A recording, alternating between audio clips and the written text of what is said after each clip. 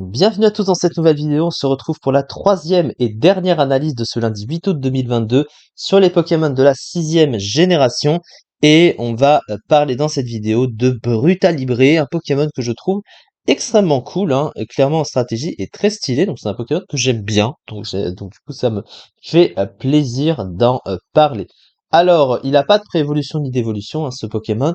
Il possède le double type combat et vol, et avant l'arrivée d'Elector de Galar en 8G, c'était le seul à avoir ce double type, c'est plus le cas maintenant.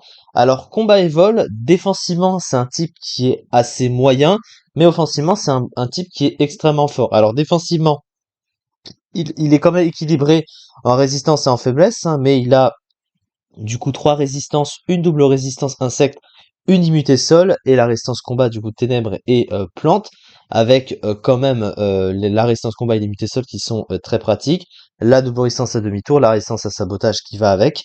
À côté, il a aussi 5 faiblesses gênantes au type électrique, fée, vol, glace et psy.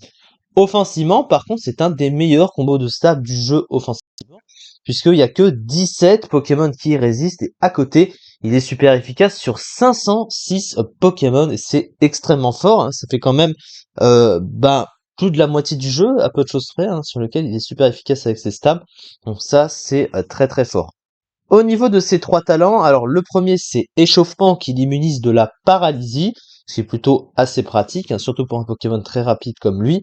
Ensuite, Brise-Moule qui fait en sorte que ses capacités ignorent l'effet des talents sur ses mêmes capacités. Bon, ça, il va pas trop s'en servir. Et pour finir, Délestage qui double sa vitesse s'il perd l'objet qu'il tenait en combat. Alors, c'est vrai qu'il est déjà très rapide, mais avec l'effet de ce talent et surtout l'effet d'un boost à côté offensivement, eh ben, ça peut être très très fort en fonction des sets.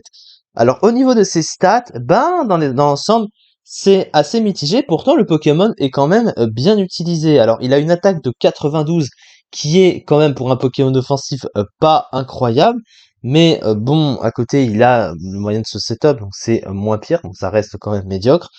Et à côté, les stats sont pas terribles. Alors la vitesse est très bonne avec 118, mais bon, il a un bulk qui est mauvais, 75 défense, 63 SPDF et 78 PV, c'est pas ouf comme bulk, et une attaque spéciale de 74 qu'il ne peut évidemment pas utiliser. Donc avec les stats, c'est assez étonnant, puisque le Pokémon est 54e de l'overuse le mois dernier avec 2,4%. Donc il est overused, il a été souvent overused ce Pokémon, et très très fort, mais parce qu'en fait, à côté, il y a le talent délestage, et surtout le bon Boufoul qui va à côté.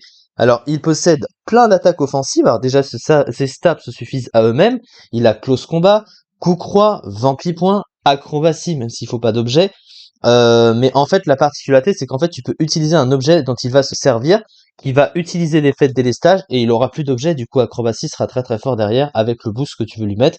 Sinon, à côté, il a évidemment Rapace, et des attaques offensives classiques, il a les points élémentaires. Voilà, point éclair, point de feu. Il a pas point glace, il lui en manque un des points élémentaires. Il a direct toxique, sinon il a éboulement, il a même atterrissage, donc il a un move de soin, il a Dance Lame bien sûr, et il a demi-tour également, il a un petit move de pivot. Donc vraiment, il a un move full offensif qui est très adapté. La fiche stratégique du Pokémon, une excellente vitesse, un très bon talent de délestage, un move full offensif intéressant et un double type bon offensivement, des statistiques médiocres en PV, défense et défense spéciale, une attaque un peu juste, un double type mauvais défensivement. Et du coup, les usages, j'en avais parlé. Donc ça reste un Pokémon qui est encore très fort. Alors c'est vrai qu'il est moins bon que d'autres Pokémon offensifs, mais quand même, c'est pas inintéressant. Et toujours dans la limite de l'overuse. Donc voilà, c'est pas si pire. C'est ça, en tout cas, pour cette vidéo. On se retrouve du coup demain pour la suite des analyses sur les Pokémon de la sixième génération. Merci beaucoup de m'avoir suivi et à très vite pour la suite.